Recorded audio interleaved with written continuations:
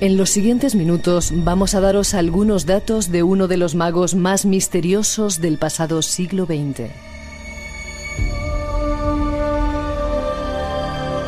Su nombre, Erik Jan Hanussen.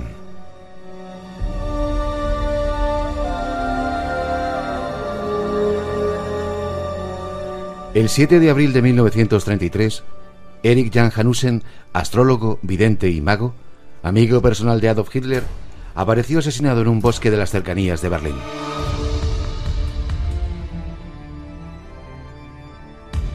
Concluía así una de las más extrañas aventuras del siglo XX, la de un hombre que desde sus humildes orígenes como actor judío, ayudado por supuestos poderes paranormales, había llegado a convertirse en profeta del Tercer Reich, protegido de las SA, confidente y maestro esotérico de Hitler.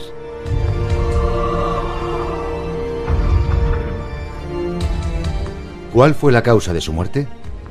¿Cómo pudo un judío llegar a consejero del Führer? ¿Poseía Hanussen auténticos poderes mágicos y paranormales?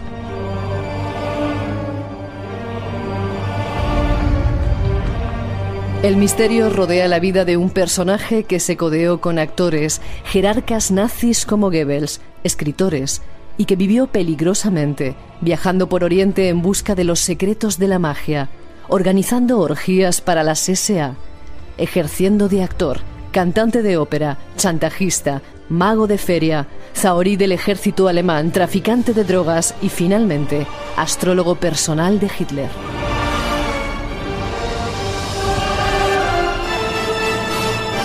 Conocer la vida de Erik Jan Hanussen y su tiempo será nuestro próximo objetivo.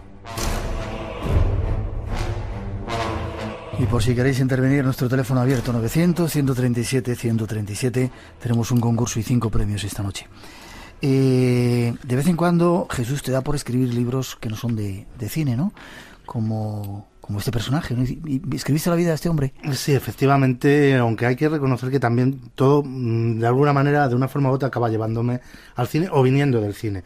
De hecho, mi fascinación por el personaje de Hanussen viene de cuando, siendo, bueno, pues bastante crío y tal, vi una película titulada Hanussen, que era una recreación histórica de la vida de este mago, ¿no? Me quedé completamente fascinado por la historia y a lo largo de los años fui coleccionando pues todo aquello en lo que iban apareciendo artículos, noticias, referencias, libros sobre el personaje, hasta, bueno, pues llegar a tener un material bastante amplio y decidirme finalmente pues a escribir una biografía de este personaje, como dicen los anglosajones, bigger than life, ¿no? Un personaje más grande que la vida, que de hecho la película, siendo una película, no le hacía realmente justicia. Sí. Su vida es mucho más exótica, más misteriosa, más rara, más desconcertante de lo que cualquier película pueda llevarnos a imaginar. ¿Era judío? Era judío, él se llamaba Erik Schneider y era hijo de una familia judía de profundas raíces, además judaicas. Entre sus antepasados había rabinos cabalistas, etcétera, y él pertenecía pues a una estirpe de actores y de gente del mundo de la farándula judía, lo cual pues claro, ya es el primer, digamos, dato que te hace sentirte intrigado y fascinado por un personaje que acaba siendo consejero de Hitler y acaba siendo uno de los astrólogos del Tercer Reich. Cuéntame un poco su vida, es decir, cómo se introduce él en todo esto, cómo se hace mago, cómo se hace ese personaje. Bueno, él realmente empieza en el mundo del espectáculo a través del mundo de la canción, del cabaret. Sí. Pues hablamos de eso, de la Alemania y de la Centro Europa de principios de siglo, donde, bueno, pues eran muy populares el mundo del cabaret, de la canción, etcétera, y es donde él empieza a triunfar. De ahí pasa también a trabajar en el circo, y es en el circo donde empieza a familiarizarse con el mundo de la evidencia, del mentalismo, los trucos de magia, pero no tanto los trucos típicos de ilusionismo como los mentalistas, ¿no? Y sobre todo porque él desde pequeño está obsesionado con que posee realmente un sexto sentido, con que ha tenido diversos episodios a lo largo de su infancia y de su adolescencia en los que ha podido predecir que iba a ocurrir un accidente, que iba a ocurrir un incendio en el barrio donde vivían, etcétera, y entonces sucedían esos. Efectivamente, y entonces él pues decide utilizar ese talento natural, educarlo a través pues del aprendizaje del mentalismo, de la magia circense, y luego también irá pues intentando descubrir elementos o misterios más esotéricos, más ocultistas. Viaja por Oriente Medio, por Grecia, por Turquía, aprendiendo trucos por visitar Tierra Santa, Egipto, etcétera, ¿no? Y ya es a la vuelta de eso, con todo ese arsenal que va desde la magia de circo hasta el esoterismo egipcio, etcétera, con el que se abre camino en Berlín para convertirse en el gran mago de la época, ¿no? Es una época, ya son los años posteriores a la Primera Guerra Mundial, los años 20, en la que el ocultismo florece en todo el mundo, pero particularmente en la Alemania de Weimar y en Centro Europa es realmente el paraíso del esoterismo. Hay de todo tipo, desde echadores de cartas, hipnotizadores, etcétera, hasta videntes, revistas de astrología, sociedades secretas, rosacruces, la Ordo Templi Orientis, montones. Es un momento perfecto para que un personaje como Hanussen, que además es un hombre muy decidido y que ya se ha cambiado de nombre, ha ocultado convenientemente sus orígenes judíos, ha contraído matrimonios, ha supuestamente convertido al catolicismo, aunque luego realmente esto tampoco fue así, pero bueno, ha hecho todo lo posible para crearse una nueva personalidad y con ella triunfar como el gran mago de Berlín, y así es como llama finalmente la atención de los nazis. Eso, ¿cómo llega a entrar en contacto con Hitler? Creo que anuncia un incendio y se cumple. Bueno, realmente lo que ocurre es que, como todo el mundo sabe, había bastantes personajes dentro del nacionalsocialismo que eran personajes interesados o afines a las ciencias ocultas, al esoterismo, etcétera. Quizá no tanto como se ha exagerado, pero sí evidentemente había una serie de ellos. Entre otros estaba el conde Helldorf, que era la cabeza visible de las SA, el ejército privado de Hitler, los camisas pardas, y este había acudido a varios espectáculos de Hanussen y había quedado bastante impactado por la personalidad del mago, porque creía ver en él algo más que simplemente pues un mago de feria, ¿no? Entonces había llegado a contactar con él y establecido amistad, a través de la cual pues Hanussen empezó a colaborar con las SA y con el Partido Nacional Socialista como una suerte de astrólogo del partido, ¿no? Editando revistas, haciendo la carta astral de Hitler favorable, naturalmente, y bueno, en fin, y celebrando esas famosas orgías a las que hacías referencia, esas fiestas. Él llegó un momento en que era un hombre casi millonario, ¿no? En una época además en que Alemania estaba en una profunda depresión económica, pues a él le iba muy bien, y tenía un yate en el que celebraba fiestas a las que invitaba a la crème de la sociedad de la época, ¿no? Actrices, actores, aristócratas, aventureros y naturalmente a jerarcas nazis, etcétera. Y ya pues finalmente a través de eso llegó incluso a entrevistarse varias veces, no se sabe exactamente cuántas, pero en algunas ocasiones personalmente con Hitler, y ya difieren las versiones, ya la leyenda supera también a lo que podemos saber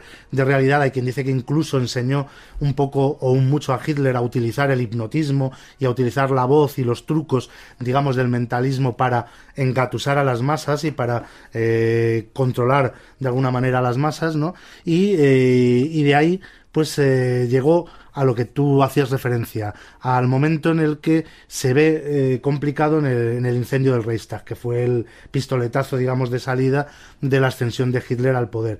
Y ahí es donde empieza, o donde culmina, digamos, la carrera de Hanussen, y empieza su caída muy rápida, porque quizá se había sobreestimado, y esa participación en el incendio del Reichstag y el alardear, además de haberlo predicho, y llega a inaugurar incluso justamente antes del incendio un palacio del ocultismo, un auténtico local de lujo en el que tenía instaladas además escuchas para precisamente poder grabar todo lo que decían los visitantes, los generalmente pues jerarcas nazis que iban allí a las sesiones de espiritismo que celebraba y demás, y tener todo un material, un archivo inmenso con el que teóricamente chantajearles o presionarles. Y ahí yo creo que Hanussen realmente se sobreestimó y finalmente pues de alguna manera firmó su propia caída.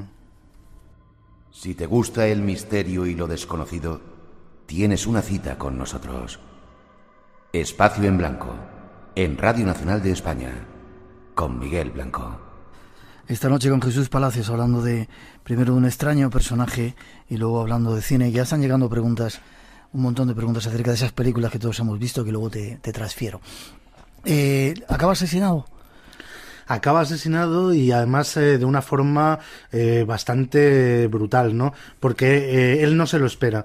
Él cree realmente que se ha hecho un hueco como astrólogo de Hitler y como personaje que tiene en su poder gracias a toda esa documentación con la que podría chantajear de alguna forma a las principales figuras del partido nazi, etcétera, pues cree que los tiene en su puño. Lo que no se da cuenta es que precisamente en el momento en el que ya los nazis llegan al poder, ya no le necesitan.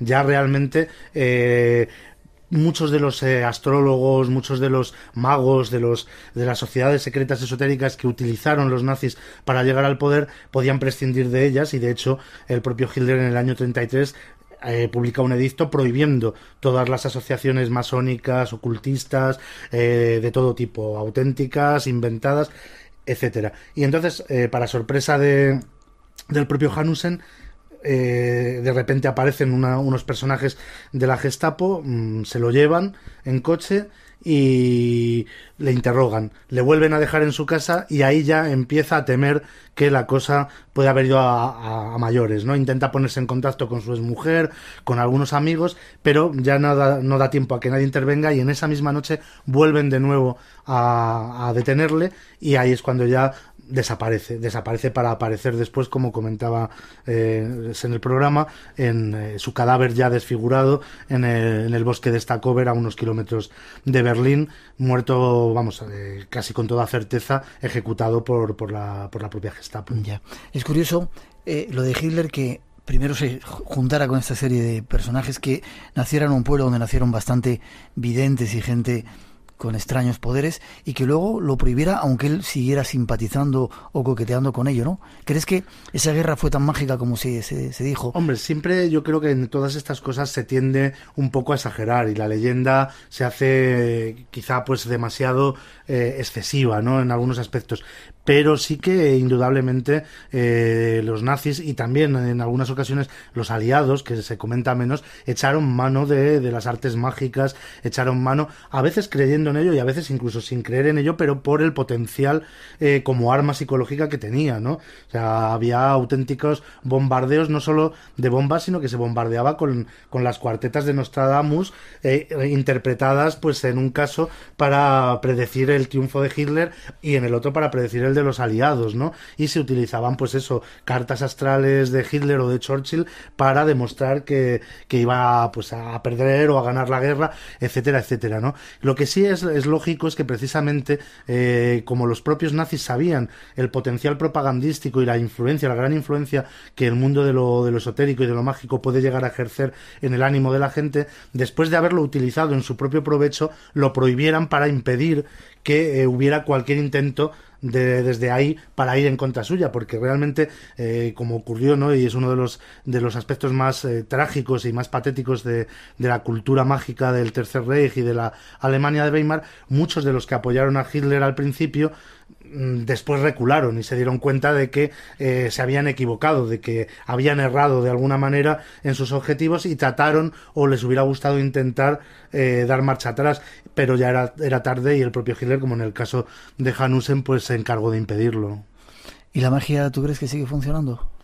¿O la magia existe? Yo creo que evidentemente nosotros estamos aquí, eso es algo mágico en gran medida, y la magia funciona, la magia existe. Lo que pasa es que de alguna manera es difícil de aprender, ¿no? Difícil de saber cuándo está actuando algo realmente mágico y cuándo a lo mejor es un fenómeno de sugestión, pero aún así es evidente que la magia está ahí.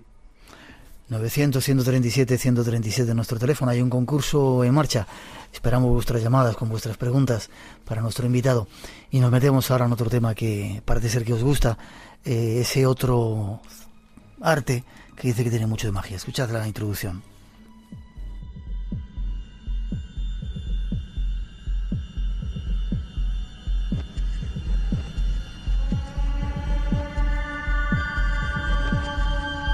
Os hemos invitado esta noche a disfrutar del cine, pero de un cine diferente.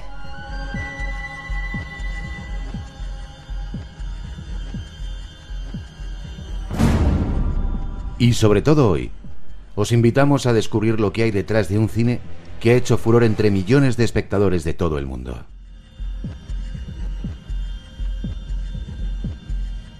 Se habla mucho de la magia del cine, pero pocos imaginan lo acertado de esta expresión.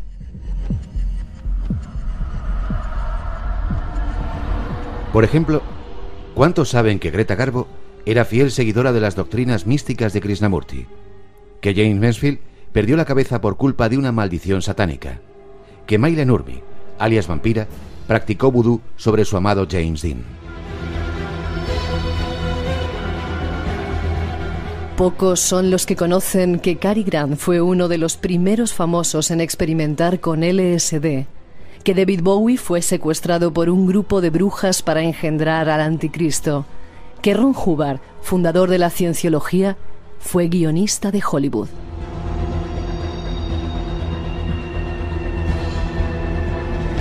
Un Hollywood en el que desfilan personajes famosos e infames como Charlie Manson, Aldous Huxley, John Travolta, Roman Polanski, Peter Sellers, Shirley MacLaine, Spielberg, Andy Warhol y muchos más, en un carrusel imposible de magia, cine, superchería, crimen y lujo.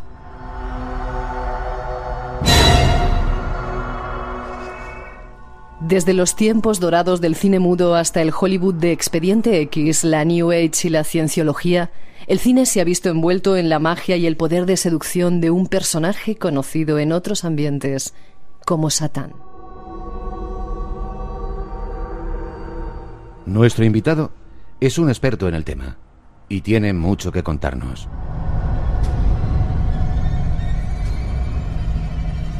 Ahí está la introducción. Es cierto que Satán ha tenido tanta influencia o ha influido tanto en ciertos personajes de Hollywood. Evidentemente se han hecho muchas películas, luego vamos a analizar algunas de ellas, pero ¿ha estado ahí metido? Hombre, yo creo que no solo Satán, sino todo lo mágico, todo lo oculto, tanto lo satánico como lo positivo en otros casos, ha estado siempre muy muy ligado al cine, ¿no? Efectivamente, la magia del cine habría que tomarlo casi literalmente, e incluso ligándolo con lo que hablamos, el propio Hanussen hizo películas, utilizó el cine como medio también de propagar su propio culto, ¿no? Por decirlo así, y siempre ha estado presente. Hay que tener en cuenta que el propio cine como invento nace en las barracas de Feria de los Magos y no deja de ser el heredero de algo tan mágico como la linterna mágica, ¿no? Uh-huh. Y es imposible de alguna forma dejar de verlo como una máquina de sueños y de pesadillas e incluso de zombies, ¿no? En el libro de zombies lo comento, que al fin y al cabo, ¿qué más zombies queremos que los actores, que los pobres siguen trabajando en las películas, incluso mucho tiempo después de haber muerto, siguen produciendo dinero a los empresarios y productores que hicieron o heredaron esas películas, mientras que ellos, los pobres, ya pasaron a mejor vida. Es verdad, no había pensado en ese concepto de zombies. Vamos con preguntas, si te parece. Dice que hay de cierto en esa leyenda popular sobre el fantasma que aparece en la película Tres solteros y un biberón.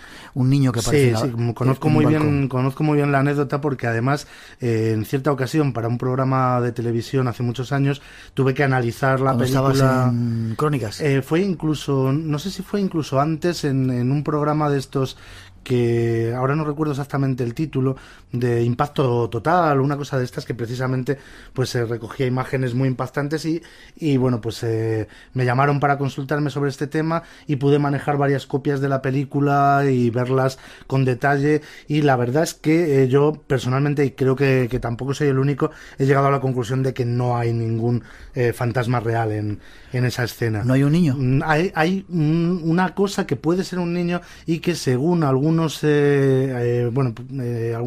de los que han estudiado el caso, que se pueden leer en internet y tal, puede ser de hecho un elemento del atrezo, del decorado que quedó abandonado allí y que se ve al trasluz.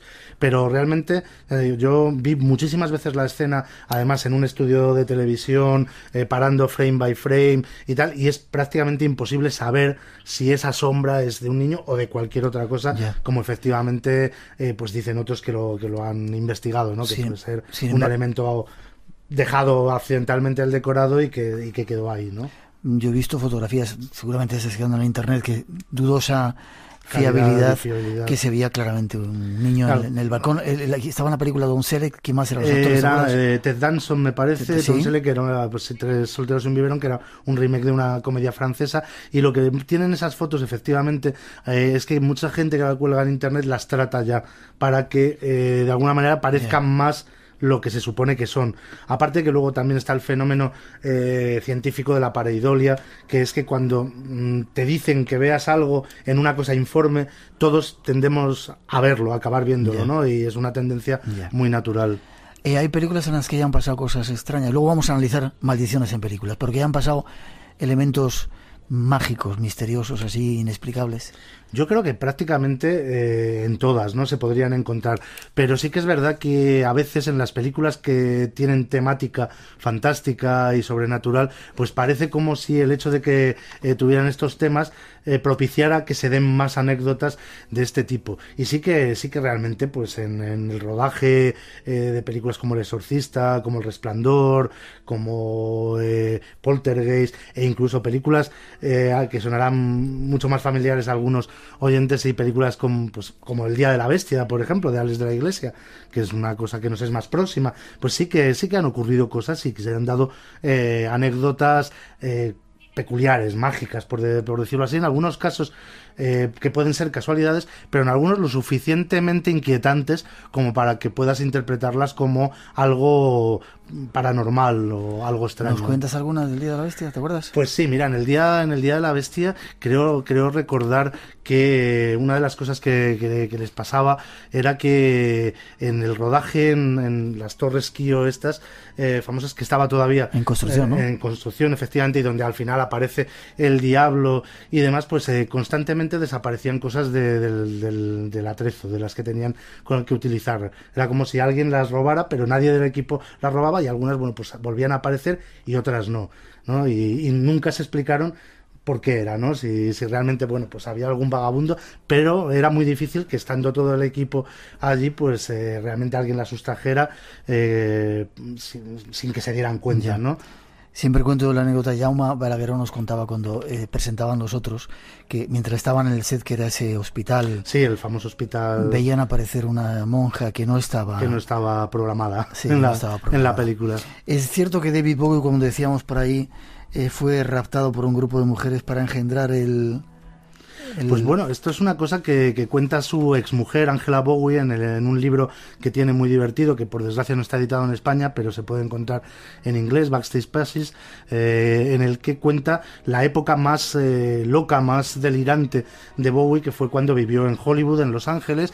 Eran los años últimos 60, primeros 70, y era el momento de su mayor éxito y también de su mayor locura, entrega a las drogas, bueno, pues cocainómano perdido, alcoholizado, y en un ambiente muy enrarecido en el que estaba muy de moda el satanismo, el esoterismo, y había pegado muy fuerte todo el tema de La semilla del diablo, de Polanski y demás. Y entonces Bowie contaba, y estaba convencido de ello, de que en un momento determinado algunas de las fans que le rodeaban, que eran practicantes de Wicca, brujitas de estas de Estados Unidos, le habían drogado y medio secuestrado, y le habían prácticamente violado para utilizar su semen en la consecución de un anticristo, de un hijo mágico, ¿no? Y él se volvió muy paranoico con todo esto, recogía todos los restos que pudiera dejar, cabellos, uñas, de la toilette, de todo, los cogía y los guardaba para que nadie accediera a ellos y le pudiera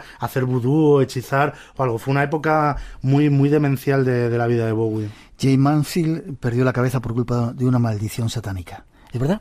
Bueno, esto lo contaba el propio Anton LaVey, el ya fallecido Papa Negro de Hollywood, el fundador de la Iglesia de Satán en San Francisco en los años 60, que fue amigo personal de Jayne Mansfield. De hecho, Jayne Mansfield se inició en la Iglesia de Satán y luego, bueno, pues se murió, como saben los amantes del cine, en un trágico accidente de coche, a resultas del cual prácticamente le quedó seccionada la cabeza. Y Anton LaVey contaba que esto había sido debido a una maldición que él le había echado no a ella, que era amiga suya, sino al amante de ella, su abogado, que había amenazado varias veces con demandar a Anton LaVey, con ir contra la iglesia de Satán, etcétera. Y lo que contaba LaVey concretamente es que en un momento determinado que él estaba recortando una revista de cine, distintas fotografías, y estaba recortando una fotografía de Marilyn Monroe, de la que decía él también había sido amante y la había conocido, al mirar por la parte de atrás se dio cuenta de que accidentalmente había recortado otra foto de Jayne Mansfield a la altura del cuello. Y de alguna manera pues él asociaba esto a la muerte accidental de Jayne Mansfield. Ya. James Dean, ¿también le hicieron cosas raras a James Dean?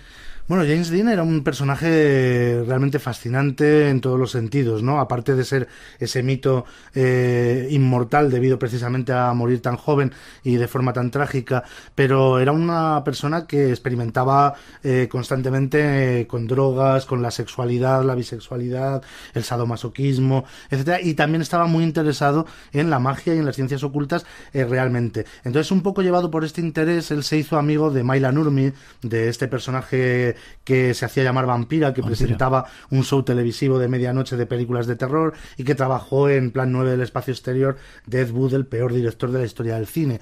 Y dicen que se llevó una gran desilusión al descubrir que Maila Nurmi, que Vampira, no era realmente una bruja seria. No se tomaba realmente en serio el esoterismo, sino que, bueno, pues utilizaba esa imagen caricaturesca y tal, pues para ganarse la vida, ¿no? Y entonces, pues se enfadó mucho con ella, y ella, que de alguna manera estaba bastante quedada con él, se enfadó también y rompieron relaciones brutalmente. E incluso James Dean pues se burlaba de ella, y cuando le preguntaban si salía con Maila Nurmi, él decía que no salía con personajes de historieta, ¿no? Comparándola sobre todo con la de la familia Addams, con el personaje de la familia Addams, ¿no? Entonces cuentan que ella, cuando se enteró de estas cosas, se cabreó muchísimo, y en un momento determinado arrojó una fotografía dedicada que tenía James Dean enmarcada, la tiró al suelo, y la fotografía se rompió en muchos pedazos, y los cristales rompieron la propia fotografía y la llenaron de cortes,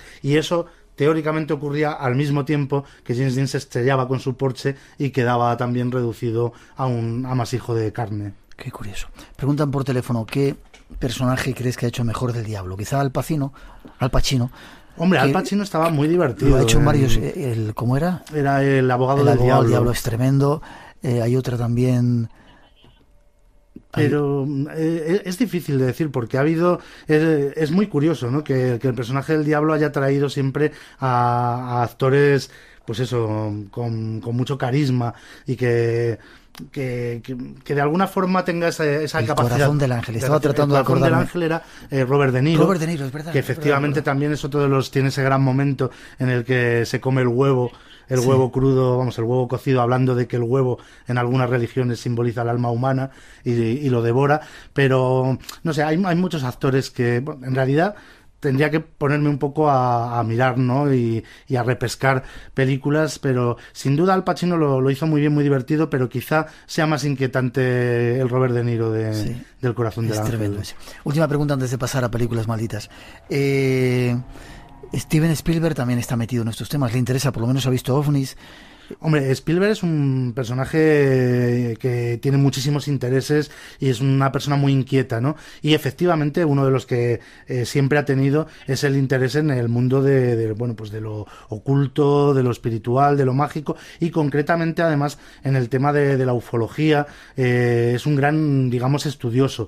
No ha llegado a decir si cree realmente en la existencia de ovnis o no, pero sí que cree en la posibilidad firme de que puedan existir, y lo que sí ha hecho siempre es tomarse muy en serio esos temas cuando los trata en el cine. Y de hecho, Encuentros en la tercera fase, obviamente, es una de las películas sobre el tema más documentadas, y donde además utilizaba la asesoría del profesor Hynek, e incluso, bueno, el personaje que interpretaba François Truffaut, que estaba basado en el autor de Pasaporte a Magonia, en este gran ufólogo francés, Jacques Vallée, exactamente.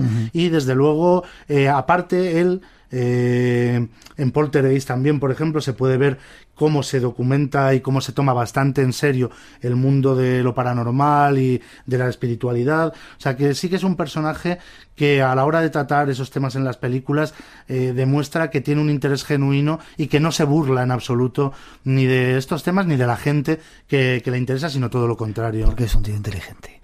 2:51, 1:51 en las Islas Canarias. Seguimos más adelante. Hay otra introducción que nos va a meter de lleno en este mundo del cine, quizá en la parte más oscura y maldita. 900-137-137 por si queréis participar.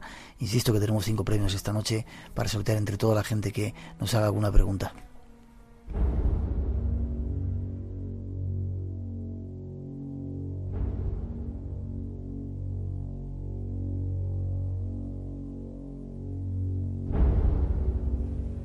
Existen en el cine muchas películas que han sido catalogadas como malditas.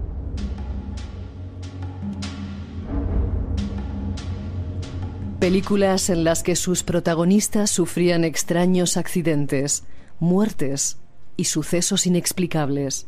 He aquí una pequeña lista de ellas.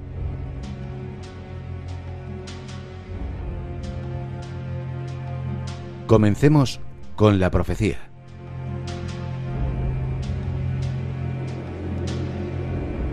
En ella se dieron todo tipo de incidentes. Todo comenzó con un accidente de avión.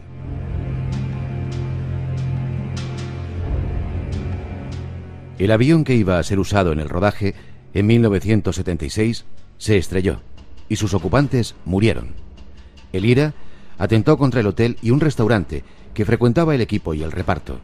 Gregory Peck padeció la muerte de su hijo y John Richardson, de efectos especiales, sufrió el viernes 13 un accidente de coche en el que murió su ayudante. Justo al lado, una señal indicaba kilómetro 66,6.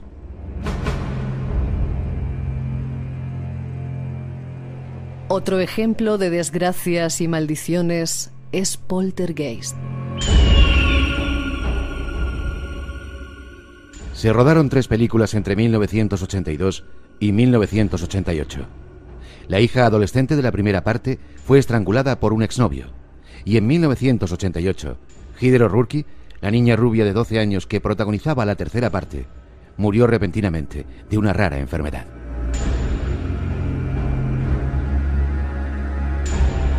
Otros muchos accidentes se dieron en torno al equipo que rodaba la película, por lo que la leyenda de la maldición pronto cubrió la saga del film.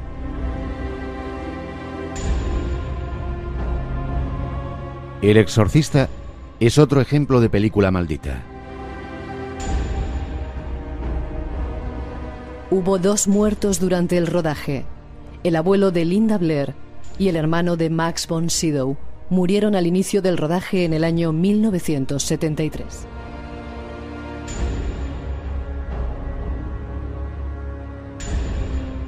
La habitación de la niña se incendió y paró el rodaje 6 semanas.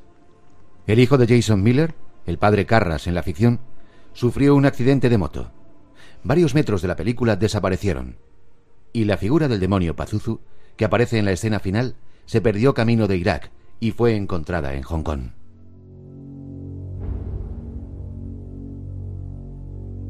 Para terminar, otro clásico del cine maldito, La semilla del diablo. En 1968, sectas satánicas amenazaron al director Roman Polanski por desvelar secretos de sus rituales. Aseguraron que Polanski pagaría con su sangre. Meses después del estreno, su mujer, Sharon Tate, embarazada de 8 meses, y 4 amigos, fueron brutalmente asesinados por Charles Manson. El film se rodó en el edificio Dakota, en Nueva York, donde fue asesinado John Lennon en 1980.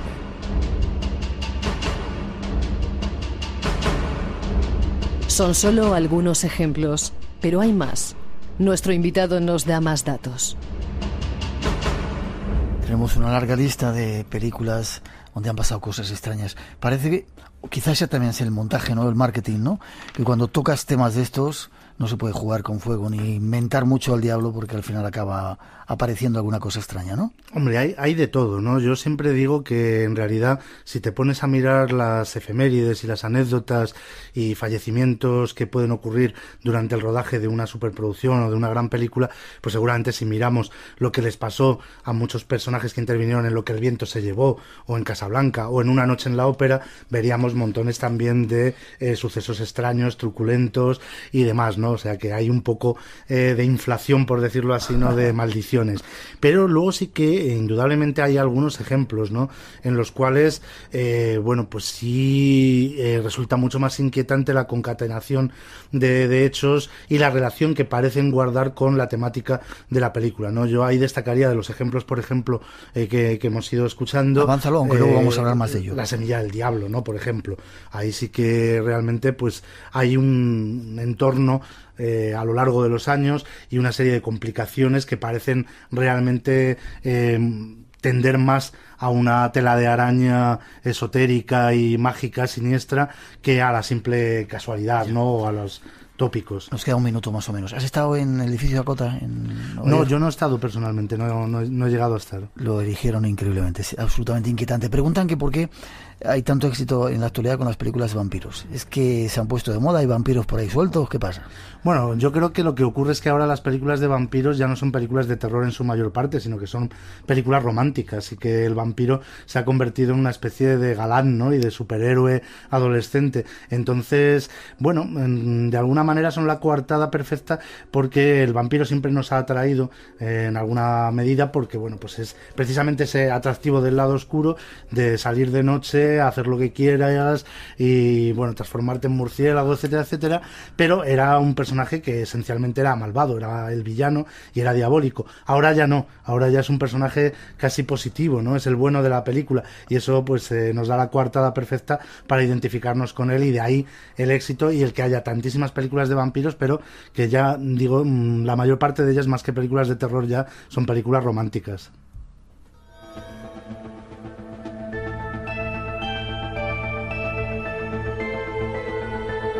Llegan las noticias de las 3, las 2 en las Islas Canarias. Tenemos que hacer una mínima pausa y enseguida regresamos. En la segunda parte vamos a daros más casos. Habrá zombies y muertos vivientes por aquí.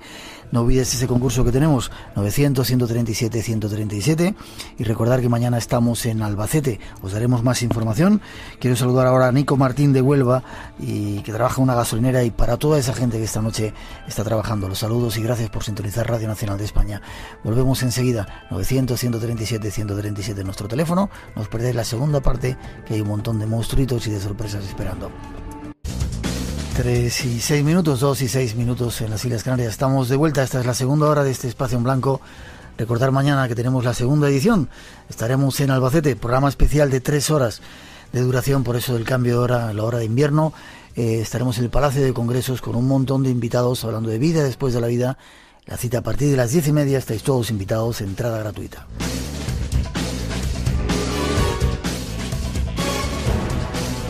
Saludar a todos los que seguís incorporando a este viaje del Espacio en Blanco a través de la radio online, en Indiana, en Estados Unidos, en China, en San José, en México, en Santiago de Chile, incluso en Ecuador. Hermán Guambañá nos saluda y dice que vayamos a hacer una brama a la Cueva de los Tallos. No estaría mal, apuntamos la idea.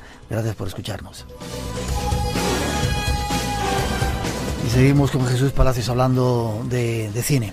Hemos nombrado unas cuantas películas. Yo quiero ponerte unos fragmentos para ver si son ciertos, porque alguna gente nos está preguntando la verdadera historia de Brandon Lee, que qué pasó. Vamos a escuchar esto. Me apuñaló. Le pegué un tiro a ese hijo de puta y vi cómo la herida se cerraba sola. Y entonces mi negocio salió volando por los aires. Por lo demás, hoy he tenido un día jodido. Sí, yo también le vi. Llevaba una guitarra. Antes de saltar desde un cuarto piso como si tuviese alas, me guiñó el ojo. Y ahora volvamos al principio, con todos los detalles. ¿Qué te parece? Llevaba un pájaro. Casi me mata a picotazos. Y me dijo que le dijese a Tiber que la muerte estaba de camino. No sé qué coño significa. Draven dijo que se llamaba Eric Draven. Fanboy también dijo que había visto un pájaro. negro y grande. Después se ahogó en su propia sangre. ¿Sabes qué película es? Claro, lógicamente El Cuervo. El Cuervo. Efectivamente. Qué magia tiene el cine, ¿no? Pues sí, una magia a veces, como en este caso, un poco siniestra, ¿no? Porque realmente una película basada en un cómic que trata sobre un superhéroe que es alguien que vuelve de la muerte para vengarse de quienes le mataron y de quienes causaron la muerte de sus seres queridos, fue también la causa de la muerte del protagonista de la película. O sea que ahí hay una especie de puesta en escena abismal, ¿no? En la que la realidad de alguna manera imita al cine y de una forma trágica, claro. ¿Cómo murió el protagonista? Bueno, como mucha gente recordará, Brandon Lee murió de un disparo real durante el rodaje de la película, en una escena en la que efectivamente pues le disparaban, pero se suponía que la pistola y la bala que tenía tenían que haber sido falsas, fogueo, tenía ¿no? que haber sido una bala de fogueo, pero por desgracia no era un tipo de una bala que no era exactamente una bala auténtica, pero sí de las que se utilizan en efectos especiales, que tienen una carga de pólvora, y no tenía que haber estado ahí, y desafortunadamente pues se disparó y le causó la muerte instantáneamente, lo cual, además, tratándose del hijo de Bruce Lee, eso te iba a decir yo, quien también había muerto en extrañas circunstancias, murió pues, también de extraña manera. Pues como los muchísimos fans que tiene, lógicamente, esta gran estrella del cine de artes marciales que popularizó el kung fu y los secretos de las artes marciales orientales en Occidente, y que precisamente por eso también se decía que podía haber sido víctima de una conspiración, porque se le había acusado entre muchos círculos chinos y orientales de haber dado a conocer secretos de las artes marciales esotéricas orientales que no debía haber popularizado. Pues murió de un síncope estando en casa de una actriz, de una amiga, de una forma pues repentina y sorprendente, ¿no? Para ser un atleta y un deportista de la talla que era. Parece que tuvo una reacción alérgica a un medicamento y murió en el acto, pero además se tardó, como en el caso también, curiosamente, Michael Jackson, se tardó mucho tiempo en avisar a los médicos y a las autoridades, por la circunstancia de que precisamente estaba en casa de una actriz china muy famosa con la que trabajaba y que no era precisamente su esposa, no debería y estar en ahí. una situación un tanto comprometida. Pero claro, ya se van concatenando todas estas situaciones, ¿no? Esta muerte de Bruce Lee, y años después de su hijo Brandon en una película también de temática como es El Cuervo, y parece inevitable en este caso que hablemos de película maldita. Vamos a escuchar otro fragmento de otra, que esta era tremendo. Pues concretamente, señora McNeil, me ha dicho que mantuviese mis dedos lejos de su maldito coño. Tu madre está aquí con nosotros, Carras. ¿Quieres enviarle un mensaje? Yo haré que lo reciba. ¿Qué está pasando? ¡Haga algo, doctor! ¡Ayúdame! ¡Quiere matarme!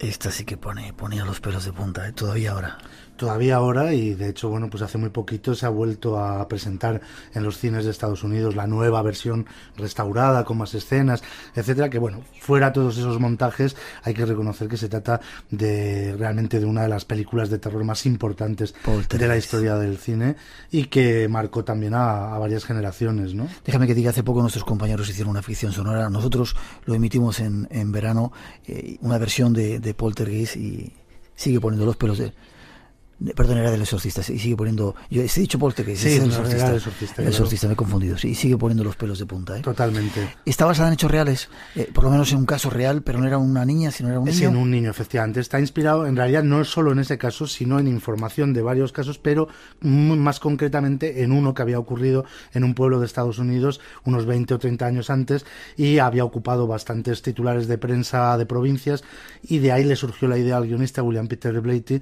para escribir esa historia sobre la posible posesión real de una niña en la sociedad contemporánea, ¿no? Porque se habían hecho películas de satanismo, de posesiones, pero siempre situadas generalmente pues en otras épocas, en la Edad Media, en la época de la Inquisición, en el siglo XIX. Nunca se había tratado con ese realismo y llevándolo al mundo contemporáneo, que es precisamente lo que hizo que tuviera tantísimo impacto la película, el que el demonio y la posesión reaparecieran en el escenario del Nueva York de los años 70 en pleno siglo XX. Y es cierto que, como decíamos en esa introducción, de repente ese diablo Pazuzu que aparece en la escena de Irak se pierde y luego vuelve a aparecer en Hong Kong. Pues sí, efectivamente, por una de esas misteriosas cosas que pasan, un poco como casi hoy que no llego yo al programa, sí. Pues la estatua de Pazuzu, que debía ir en un avión en dirección a los estudios y demás, acabó en Hong Kong, y la escena de Pazuzu, que es la primera que aparece en la película, el encuentro en el desierto y demás, fue la última en rodarse porque tardó tanto tiempo en llegar a los estudios. ¿Quién tuvo problemas en esa película? Hombre, pues tuvieron problemas bastantes durante el rodaje, porque fue un rodaje bastante complicado, fue un rodaje muy tenso, incluso antes del rodaje ya tuvieron problemas porque la primera elección para la protagonista era Shirley MacLaine, no Ellen Burstyn, ¿sí? Y Shirley MacLaine dijo que no porque le daba malas vibraciones la película. Ya sabemos todos cómo es Shirley, y ya la cosa le dio bastante mal rollo y la echó para atrás, lo cual ya hizo que el rodaje pues se postergara un cierto tiempo. Luego, por ejemplo, una cosa que es muy poco conocida es que uno de los productores del Exorcista, que precisamente pues gracias al éxito de la película digamos que se enriqueció, era el marido de Tippi Hedren, y con ese dinero lo invirtió en hacer una película que era el sueño de su vida y de su mujer, que era una película sobre un hogar que habían abierto para animales salvajes en la intimidad.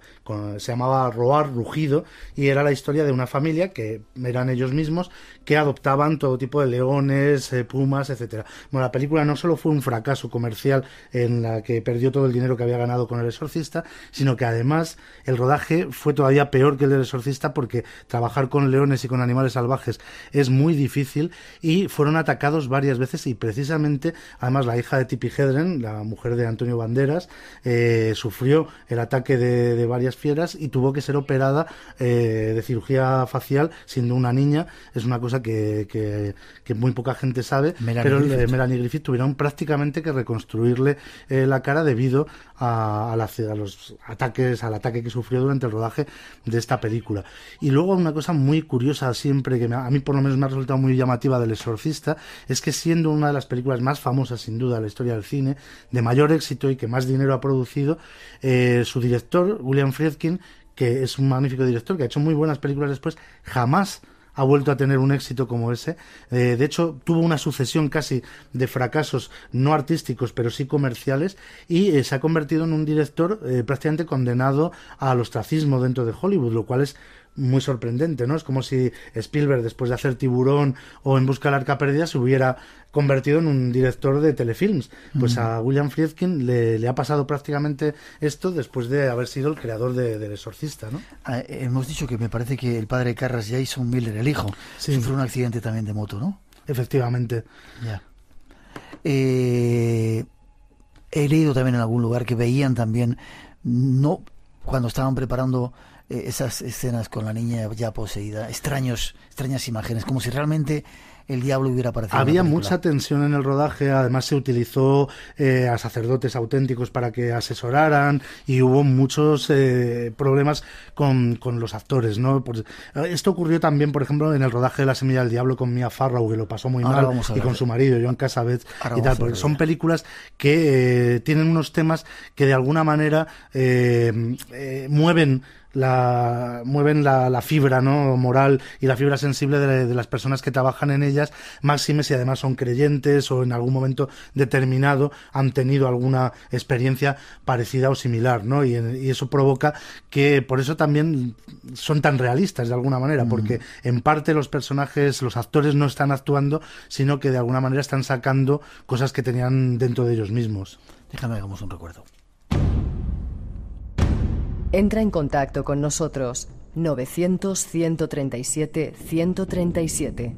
Espacio en Blanco, en Radio Nacional de España, con Miguel Blanco.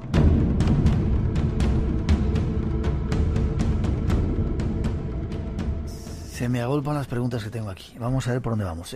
Poltergeist. Ahí también pasaron un montón de cosas, ¿no? Sí, en Poltergeist, bueno, prácticamente lo habéis contado todo, pero sobre todo quizá lo más trágico fue la muerte de Heather Rourke, la niña rubita preciosa. Claro, que era un icono prácticamente infantil del cine y que pues poco después de la segunda película falleció de una complicación en una enfermedad muy, muy rara, respiratoria, y que no hubo manera de salvarla, ¿no? Eso se sumó pues a toda una serie más de muertes de otros de los actores, de la gente que participaba, y una vez más pues a ese ambiente, ¿no?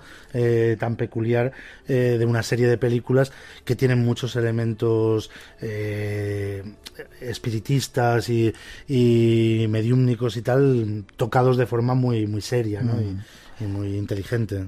Superman, ¿hay una maldición en esa película? Hay también? una maldición en el personaje de Superman. Hay como una especie de maldición que pareciera que a aquellos que pretenden encarnar a Superman, ¿no? Que es como esa especie de ideal absoluto, ¿no? Al que tendemos todos, y que me parece casi que desafiar al propio Dios, ¿no? Pues da la impresión de que cada vez que alguien se empeña en representarlo en el cine acaba mal, ¿no? Evidentemente el Superman de los años 80 y 70, Steve Reeves,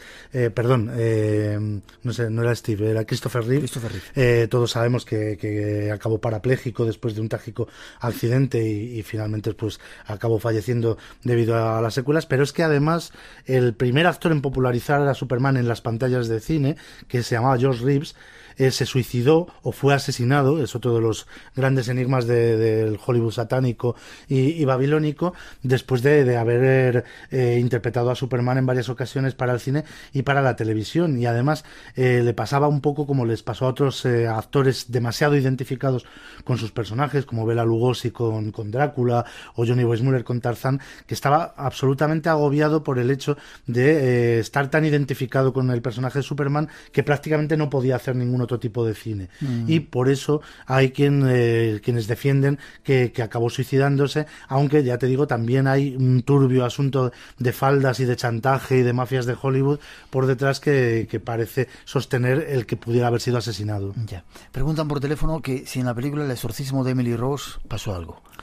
En la película, en el rodaje, que yo sepa, no hay mayores anécdotas. Vamos, es una película bastante reciente y conocida, y no ha generado todavía ninguna leyenda negra, lo cual no quiere decir que a lo mejor en el futuro pueda hacerlo, porque realmente estas cosas pasan, ¿no? O sea que con el paso de los años, a lo mejor si te pones a mirar los datos que rodean ese rodaje, encuentras cosas. Se me ocurre, por ejemplo, una cosa muy curiosa reciente.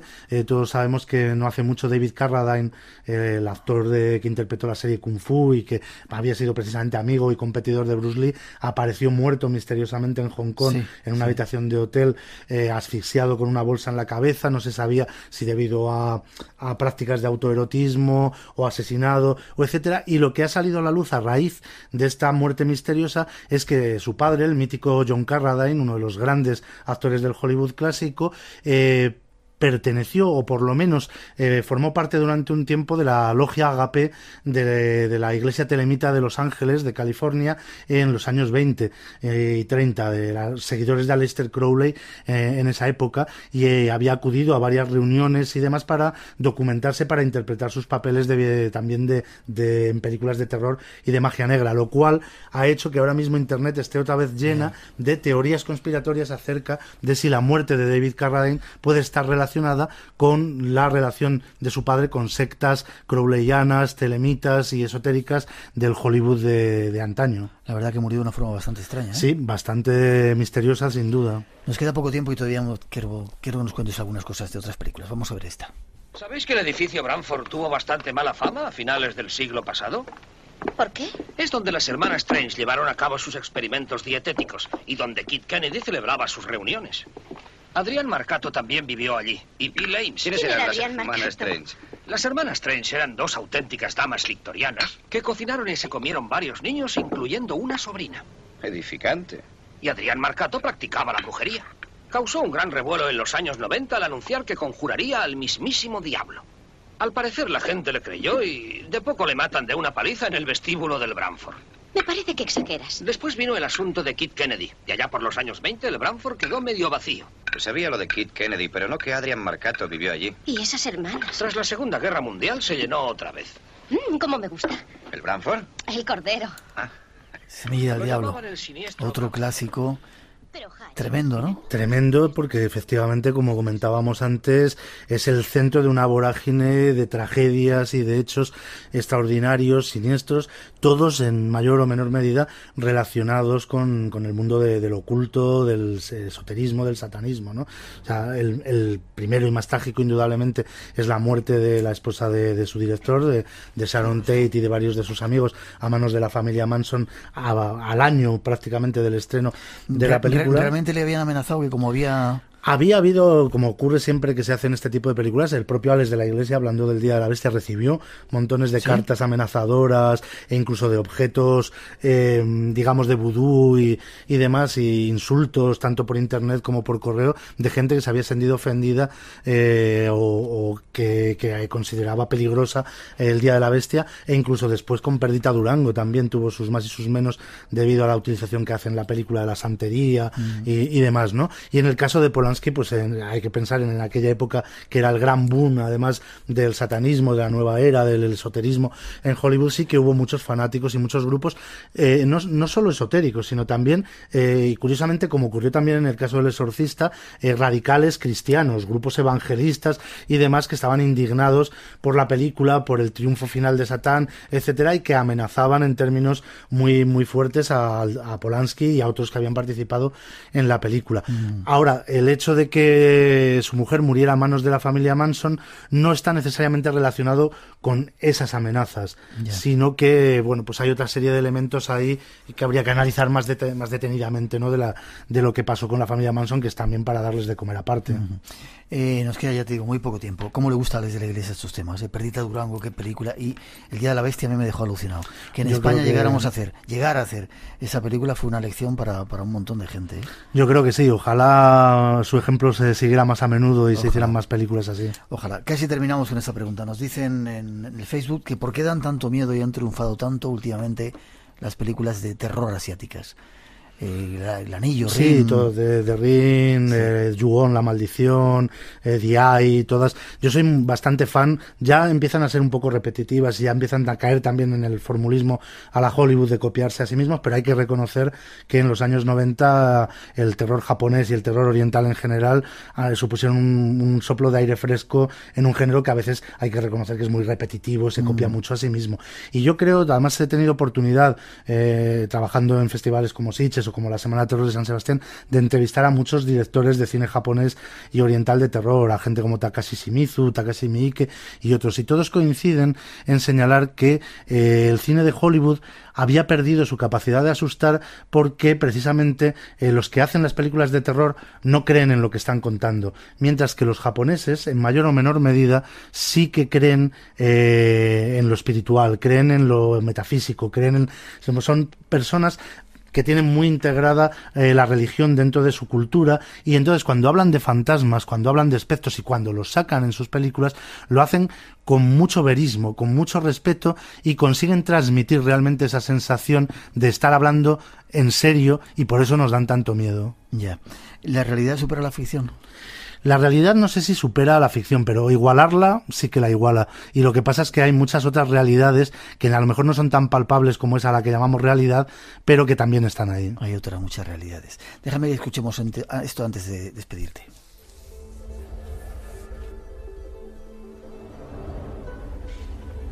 Quizás sea el viento frío que nos deja totalmente congelados, o el extraño rumor bajo las calles de la ciudad. Es la inquietante sensación de que hay un mundo a nuestro alrededor que no podemos ver. No es nuestra imaginación. Este mundo es muy real. Abre tus sentidos. Un nuevo universo de respuestas te espera. Espacio en Blanco, en Radio Nacional de España, con Miguel Blanco. El misterio continúa. Esta semana hay muchas actividades. Nosotros vamos a estar en Albacete, lo venimos anunciando hace ya tiempo, y en Zaragoza también hay otra serie de actividades. Nos ponemos en contacto con Carlos Olles del SIPE, Sociedad de Investigaciones Parapsicológicas y Exobiológicas en Zaragoza. Carlos, ¿cómo estás? Hola, buenas noches, Miguel. ¿Qué tal todo? Pues bien, ya ultimando detalles, la recta final, mañana es el gran día. Bien. Y bueno, pues un poco nervioso, pero bueno, bien. ¿Un poco nervioso? Bueno, no sé cómo decirte, como son tantas cosas, hay que estar por tantas cositas, pues... Ya. Siempre sale nervioso a flor de piel al final. Ya. Bueno, hemos de decirte que ha habido mucha gente que nos ha escrito emails y llamadas interesándose por esa actividad que vamos a recordar a partir de mañana sábado, lugar.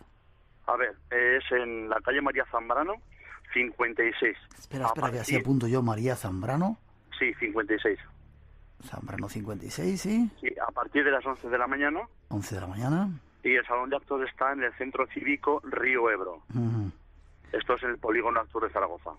¿El polígono? Actur. Actur de Zaragoza. Sí. Perfecto. Sí. ¿Entrada gratuita? Sí, es gratuito. ¿Hay para mucha gente aforo? Bueno, pues están cerca de 200 plazas. Cerca de 200 plazas. Perfecto. ¿Qué gente va a estar? Ponentes, participantes, sabemos que va Miguel Pedrero, nuestro compañero. Sí, y luego hay una pequeña variación. Sí. Porque, vamos a ver, José Lesta no va a poder venir por algo muy bueno. ¿Va a ser papá? Va a ser papá, bien. Sí, es una gran noticia. Entonces, bueno, pues hemos cambiado un poquito y vamos a traer a un ufólogo de nuestra tierra, muy joven, pero que es muy metódico, es Víctor Martínez. Sí. Es un ufólogo, bueno, te digo, muy detallista, es un chico bastante joven. Y es de los típicos de grabadora en mano, cuaderno en mano, y a entrevistar a los testigos, pues, de una clase como Marcelino Requejo. Sí, yo he estado con los dos de investigación y puedo decir que prácticamente son los dos calcados a la hora de preguntar, de estar, de acompañar a la gente, en fin, muy metódicos. Bien. ¿Quién más está? Bueno, pues está Javier Millán, este productor y director de cine. Nos va a hablar de películas paranormales, pero lo que haya pasado durante las grabaciones en las películas, todo tipo de fenomenología paranormal. Algo parecido a lo que hemos estado tocando esta noche también nosotros, sí. ¿Qué más?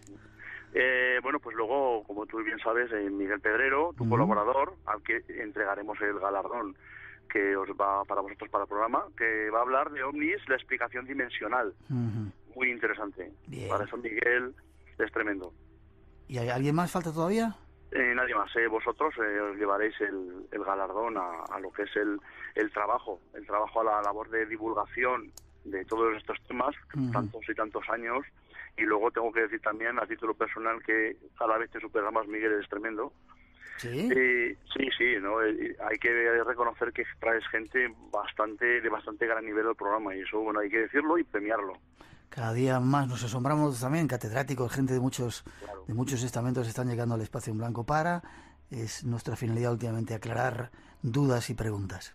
Efectivamente. Carlos, yo te doy en nombre de todo el equipo las gracias por ese premio que nos das y las disculpas, te vuelvo a pedir que no estemos allí mañana, pero no podíamos dejar de pasar también de estar en Albacete, que nos habíamos comprometido antes, así que la próxima nos tienes por allí, ¿vale, Carlos? Muy bien, yo muy agradecido por esa manita que nos echáis, ese empujón para divulgar todo esto. Bien, ¿algún teléfono o otra forma de contacto?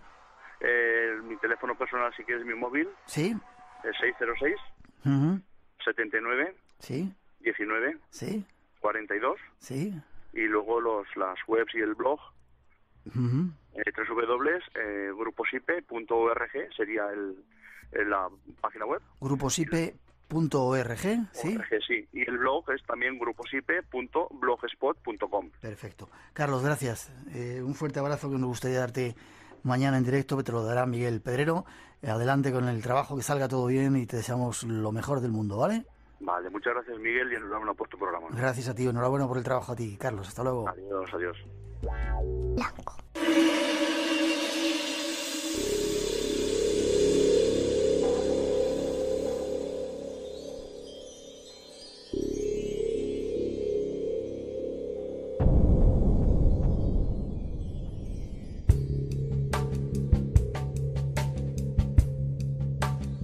Queda un día, estamos ya en marcha hacia Albacete nosotros. Rafa Campillo está allí con todo preparado. Buenas noches, Rafa. ¿Qué tal? Buenas noches, Miguel. ¿Qué tal todo? Bueno, pues aquí ya ha empezado la cuenta atrás, mañana tenemos la cita y volvemos a invitar a todos los que nos estén escuchando para participar en este evento, en este congreso, que es totalmente benéfico y hoy más que nunca para todos los niños de Haití que están pidiendo auxilio a gritos y bueno, tenemos que estar aquí para ayudarles como sea. Bien, hemos ido anunciando durante toda esta semana ese lugar. Todavía pueden ir mañana aunque hayan hecho la reserva de plazas, ¿verdad? ¿Presentarse directamente allí en Albacete? Sí, vamos a prever que pueda venir gente y se puede presentar y bueno, ya le haremos la inscripción aquí y no habrá ningún problema, vamos. ¿Dónde está el lugar? Pues el lugar es el Palacio de Congresos de Albacete, está en el Polígono Industrial Campoyano y el acceso es bastante sencillo, o sea que preguntando, aparte de que está muy bien señalizado, pues se llega en poco tiempo. Entrando a Albacete rápidamente se encuentra uno en el Palacio de Congresos. Polígono Industrial Campoyano, esa es la cita mañana y pasado 2 días con un montón de invitados llegados de diferentes partes del mundo. Me decías que el doctor te tenía absolutamente, el doctor Solís, absolutamente alucinado, ¿no? Miguel, increíble. Es conocer a esta persona es una oportunidad única porque como hay gente que te comentaba el otro día que opina que va a cambiar el curso de la humanidad, yo después de hablar con él estoy convencido de una persona humilde y es un verdadero sabio. Qué increíble que la gente más grande sea humilde, ¿verdad? Qué buen increíble. ejemplo. Trae un mensaje y trae un ejemplo de una energía que puede durar mucho tiempo. ¿Qué querías decir, Rafa? Sí, bueno, sí, que no solamente la energía, yo estoy hablando con él y los descubrimientos que tiene sobre la fotosíntesis humana, aparte de suponer una nueva energía, también supone un avance importante dentro del campo de la medicina.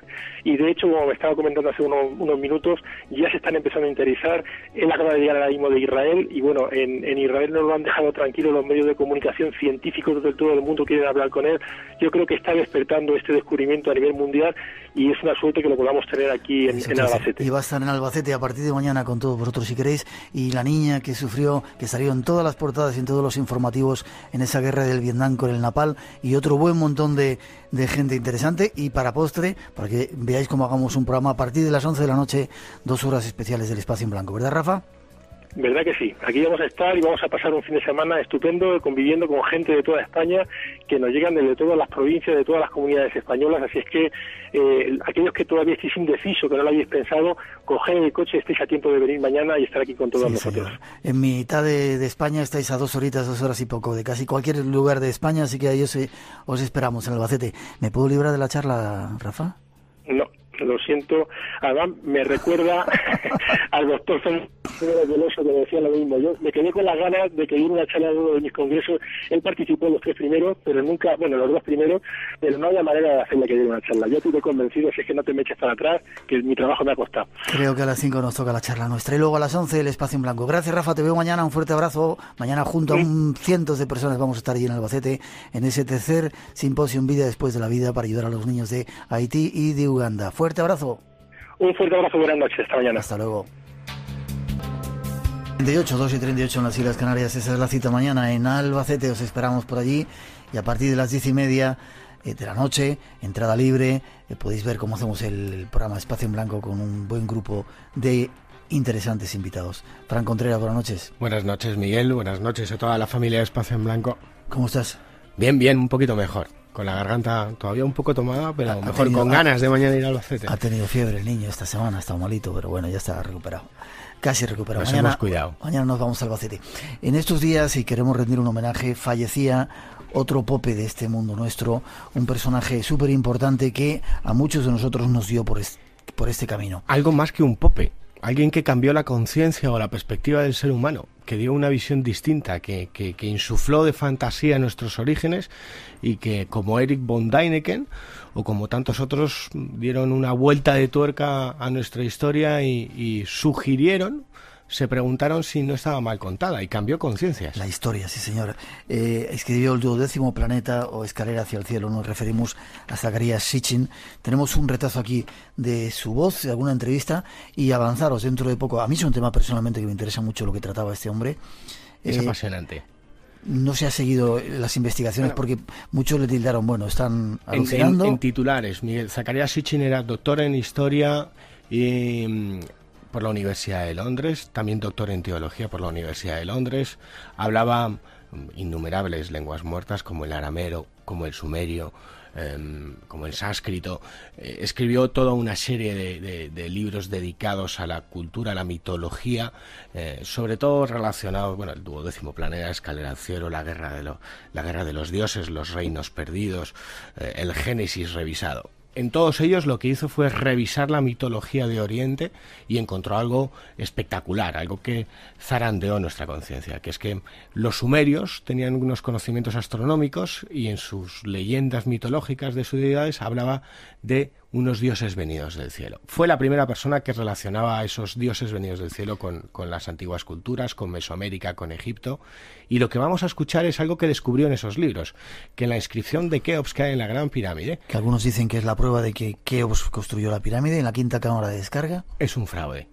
Escuchemos lo que dice Zacarías Sitchin, simplemente es un pequeño avance y que sirva como tributo de homenaje y de gratitud por todo lo que nos enseñó, los caminos que nos abrió. Dentro de poco estará en el espacio en blanco. It is a fraud. It is a falsification. Esto es un fraude y una falsificación. And the story is this, that he called the consul, the British consul and the Austrian consul in Cairo to sign a copy of the... Ahí está contando que es una copia, que esa lo dejaremos ahí porque contaremos la historia más extensamente, pero estaba certificando que esa inscripción de Khufu que se ve descubrió que esa inscripción había sido una falsificación. Descubrió otras muchas serie de cosas, como por ejemplo la serie de coincidencias que había entre Oriente y las culturas mesoamericanas como Inca, como aztecas, como los olmecas.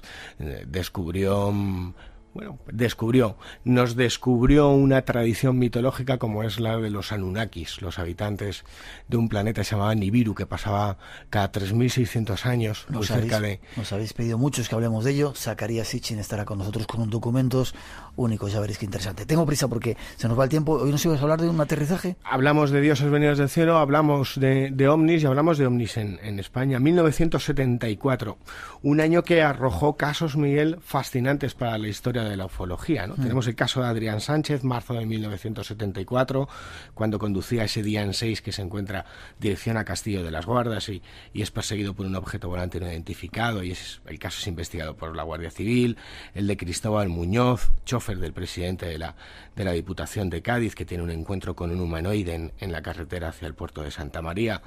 Clásico donde los haya Maxi Iglesias, marzo de 1974, cuando se encuentra en la serranía de Béjar con esos dos humanoides que dejan una serie de huellas también en la tierra.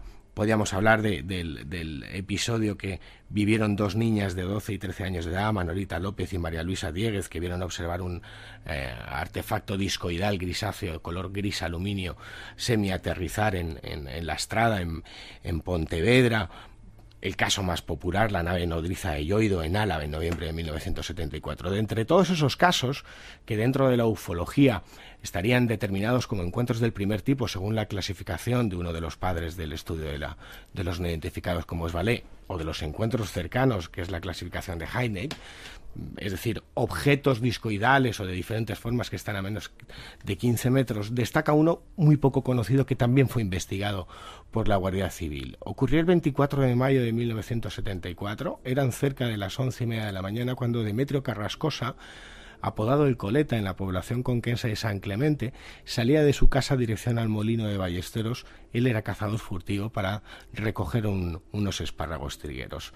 Pasó por la zona de la Carrasca, justo en un punto intermedio entre la carretera de San Clemente y Honrubia, y a la que volvía, media hora más tarde, vio un artefacto de 4 metros de ancho por 3 metros de alto, con 2 patas y 2 tuberas metidos en la tierra, de un color verde. Él lo describió como el color del vestido del uniforme de la Guardia Civil, con una serie de ventanitas que empezó a zigzaguear. Él se tiró al suelo, cayó de su mobilés, se tiró al suelo, intentó acercarse, lo tenía casi a 70 metros. Aquello se elevó casi zigzagueando, emitiendo un estruendo y un zumbido, y desapareció en los cielos. Aquel encuentro lo mantuvo en secreto durante 48 horas justamente por su condición de cazador furtivo. Contar lo que había visto o lo que había vivido suponía que la Guardia Civil llegase a su casa y que pudiera tener problemas. El secreto Finalmente se rompió 48 horas después, lo rompió con un grupo de amigos, con Antonio Zamorano, con Julián Martínez, con Genaro Ayas y con 2 periodistas, con Alfonso Villore de Televisión Española y de Radio Nacional y José Cebrián del diario Cuenca. Y a partir de ese momento comienza un gran caso investigado por las fuerzas de seguridad del Estado. ¿Tenemos algunos testimonios? Sí, escuchamos a Genaro Aya, porque cuando Demetrio Carrascosa, ya fallecido, se lo cuenta a sus amigos, acuden al lugar. Y esto es lo que encuentran en ese lugar, donde un artefacto, un maquinario de color verde como la Guardia Civil, había estado posado y había desaparecido. Cuando él llegó allí, claro, llegó allí al sitio a ver qué había sido aquello y a ver si había quedado allí algo o alguna cosa. Dice que de los agujeros salía humo de la tierra. De los agujeros salía humo. De estos 2 concretamente. Salía humo. De estos 2. Porque esto, yo recuerdo que eran como unos apoyos, porque había movido las tierras como si se hubiera apoyado en 2 patas, y estos fueran como propulsores, como una especie de tubo de escape por donde lanzaba la energía para tomar el impulso. ¿Esos 2 del centro cuándo podían medir de profundidad? Pues no lo sé, porque el hombre dice que había ido al río, como te he explicado antes, había cogido una vara larga y estuvo metiéndolas por los agujeros y que él no alcanzaba ni. Y de allí dice que salía humo. O sea que tenía dos marcas como de apoyo, que no eran profundas. No eran profundas y había movido la tierra, la había levantado levas de la tierra y esto no. Y los 2 del medio eran profundos. Y los 2 del medio profundos. De entre medio y 1 metro. Eso es lo que contaban, lo que vieron cuando llegaron allí, ¿no? Un campo de hieros completamente verde, de legumbres, en el que había como una marca de 2 metros, casi circular, completamente quemada, completamente tostada, en el que había una serie de huellas, algunas que superaban el medio metro de profundidad. Bueno, el grupo de amigos, Antonio Zamorano, Julián Martínez, Genaro Aya, decidieron ponerlo en manos de la Guardia Civil. Acudieron al cuartel de la Benemérita y allí les atendió el teniente Salvador Fernández, 30 años de servicio, que contaba ante la grabadora cómo comenzó su investigación, la investigación de este cuasi aterrizaje de un ovni en tierras conquenses. Lo escuchamos, Miguel. Estaba de jefe de línea y yo no sabía nada. Y estando en el cuartel, se me presentó Cebrián. Fue él allá al cuartel y me explicó lo que pasaba. Me explicó que había tenido el conocimiento por cierta persona, serían 10, de que había habido eso allá muy cerca del pueblo y que quería que fuéramos a verlo, de que un ovni había caído, o no había caído, que se había ido, porque al parecer de este señor dijo de que es que le vio él cuando se marchaba. Y bueno, pues si no hay más que ir a verlo a ver qué es lo que ha pasado, pero ya se ha marchado, el aparato ese se ha marchado, sí señor, se ha marchado, ¿no? Y claro, pues fuimos ahí, el campo llano, ¿sabes? Un poco inclinado en dirección falda del río Rus, una falda, era un campo de sembrado, ¿sabes? De legumbres, y estaba muy verde, el campo estaba completamente acorde con el tiempo, estaba verde. Y en el lugar que nos llevaron había un espacio como esta habitación, asolanado. Es una expresión extremeña, asolanado. Las plantas no estaban quemadas, estaban tostadas, estaban las huellas. En un principio Salvador, el teniente de la Guardia Civil, Salvador Fernández, dudó de que todo esto fuera realidad, justamente por la condición de furtivo de Demetrio Carrascosa, pero se le disiparon las dudas cuando llegó al terreno y así nos lo contaba. Estuvimos viendo, pues sí que es verdad, aquí y ha ocurrido algo, a menos que hayan echado algún líquido y lo haya quemado. Pero no creo que este señor haya intentado una cosa, haya fumigado esto con algún líquido y haya quemado estas plantas para simular lo que él va poniendo. Entonces nada, o sea que no creemos eso. Y estaba aquello sí quemado, y estuvimos viendo, y sí, que el suelo también estaba esquebrajado. ¿Desquebrajado cómo? Abierto, agrietado, sí, estaba como, hubiera habido un calor fuerte y la tierra había estado húmeda y se secara de pronto y estaba esquebrajado, ¿sabes? Y luego él decía que aquí hay un hoyo, aquí donde tenía él las patas, ¿sí? Y él nos iba indicando las cosas, que es la forma que estaba viendo, ¿ves? Él nos iba explicando las cosas y estaba observando lo que él decía. ¿Cuántos casos, con cuántos testimonios y cuántos testigos? Innumerables.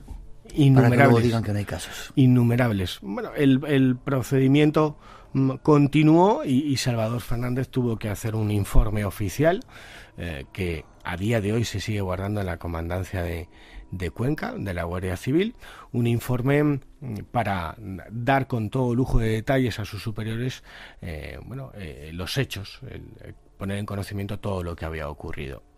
Y así los reconocía ante la grabadora hace ahora más de una década el propio teniente Salvador Fernández. No, algo extraño tuvo que haber, porque esa coincidencia de la forma que él explicaba y todas las cosas, y él ya se enfrentaba a nosotros explicándolo, y siempre lo decía igual, y siempre decía que él venía por allí de buscar espárragos, de buscar la pesca, nunca lo dijo, ¿sabes? Y que él venía y que vio, y le vio cómo se levantaba, y cómo se desplazaba en dirección norte, y nada, y que se fue enseguida, se fue. Yo hice un informe explicándoselo a mis jefes, ¿sabéis? Que jefe inmediato era el capitán de la compañía y el jefe de la comandancia. Pero nunca he visto nada. Nunca he visto nada. No he visto nada. Sí, y claro, al cielo estábamos mirando continuamente. Le llamaron a Cuenca, entonces el mismo informe que hizo escrito se lo tuvo que comentar a los superiores. Claro, si yo no podía comentar más que lo que yo dije. Lo que yo sabía se lo dije a ellos para que... Ahí está. Lo que falta en ese informe y en la declaración que tuvo que hacer el teniente Salvador Fernández es que Enrique Villagrasa, por aquel entonces miembro del grupo de investigación Omni Eridani de Madrid, cogió unas muestras de ese bancal calcinado, las mandó a un laboratorio químico alicantino que se llama Endasa y realizó unos análisis realizados por el doctor Fernández Serna el 16 de julio de 1974. Y los resultados fueron sorprendentes. Te leo. El producto no emite radiaciones. Buscaron si era radiactivo. No lo era. Aunque a simple vista da la sensación de que se trata de un producto depositado, al examinarlo al microscopio no se observa ninguna diferencia importante entre este y su soporte. El análisis químico del producto gris y de su soporte está de acuerdo con la observación del punto 2. Del examen del espectro de infrarrojos se deduce que el contenido en carbonatos del producto gris es inferior al de su soporte. También al examen al microscopio se observa la existencia de burbujas probablemente procedentes de la fusión de la piedra. Esta transformación se ha producido al aplicar durante un cierto espacio de tiempo un foco de calor que se hallaba a una elevada temperatura de 2000 a 3000 grados centígrados. La pregunta vuelve a ser la misma que hace unas semanas con el Omni de Torrejoncillo. ¿Qué es lo que vio Demetrio Carrascosa? ¿Qué clase de artefacto volador capaz de elevarse y desaparecer en los aires observó? ¿Ante qué fenómeno nos encontramos? Es curioso. El otro día, hablando con Miguel Pedrero, decía que muchos científicos estaban admitiendo ya que podíamos ser como decía quizás Zacarías Sitchin, los dioses estuvieron antes, nos crearon. Y decíamos que hacía mucho tiempo que no había casos. Esto que estás contando es un caso relativamente antiguo, ¿no? Últimamente no hay casos tan espectaculares. Y Miguel Pedrero se atrevió a decir que dentro de poco vamos a tener una gran oleada ovni que nos va a volver otra vez locos y nos va a dar y hay más casos de cabeza. Y habrá una nueva oleada ovni y sigue habiendo casos, Miguel. Lo que no hay son reporteros que hagan 500 kilómetros, ¿no? 500 kilómetros, que son los que un servidor tuvo que realizar para buscar a los testigos directos y a los implicados y convencer a las autoridades para que te reconozcan que algo que no era de este mundo, que algo que ellos creían que no era de este mundo, aterrizó en una localidad conquense. Ya. Pero casos hay. Curioso, decía que era de 4 metros, ¿no? 4 metros de ancho. Sí. Lo más curioso era sobre todo las marcas que dejó en el suelo. Y las ventanitas, es decir, Demetrio Carrascosa no estaba influido por titulares de la prensa ni por literatura ufológica, no era un hombre que sobrevivía, se levantaba por la mañana para dar de comer a sus hijos, ¿no? El día a día que tenía era lo más duro, no veía la tele ni sabía lo que eran esos platillos volantes, y de repente se encontró con un maquinario con una serie de ventanitas que confundió con... ¿Maquinario decían? Maquinario de color verde, como el uniforme de la Guardia Civil, que creía que era una máquina agrícola y que aquello le dejó estupefacto porque le derribó de su mobilet, empezó a zigzaguear, a elevarse con un estruendo primero y un zumbido después y dejando un olor a azufre.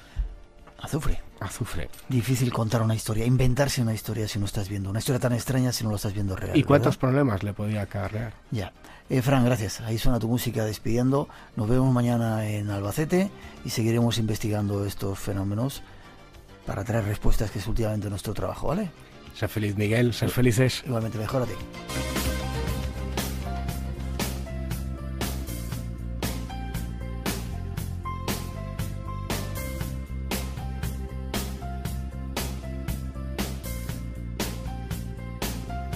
Y tenemos que despedir esta primera edición del Espacio en Blanco, mandando saludos a los que nos están escuchando en Monterrey, Nuevo León, en San José, en Piteá, en los países nórdicos, en Beijing, en China.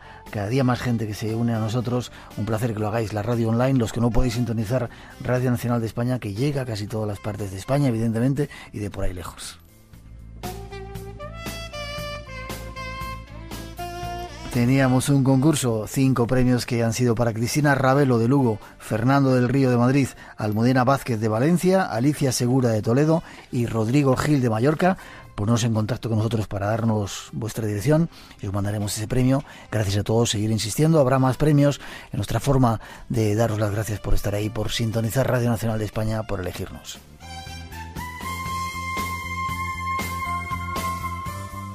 Mañana edición especial del Espacio en Blanco con 3 horas llenos de temas. Hablaremos de vida después de la vida. Estará con nosotros esa niña que salió en todas las fotografías, que cambió un poco la idea de la guerra de Vietnam, atacada por el napalm, toda quemada. Estará con nosotros Kim Put, se llama, un doctor que dicen que tiene descubrimientos que van a revolucionar el futuro y mucho más. Será la especial edición, como os digo, 3 horas, y si queréis podéis venir a vernos en vivo a partir de las 10:30 de la noche al Palacio de Congresos de Albacete. Entrada gratuita, será un placer estar ahí juntos. Disfrutar de este puente, cuidado con las carreteras. Hasta las 4 hemos estado hablando de cine, no podíamos dejar de otra manera, despedirnos de otra manera con esta musiquita. Nos vemos mañana, no faltéis, hay mucho que contaros todavía aquí en Radio Nacional de España. Ha sido un placer.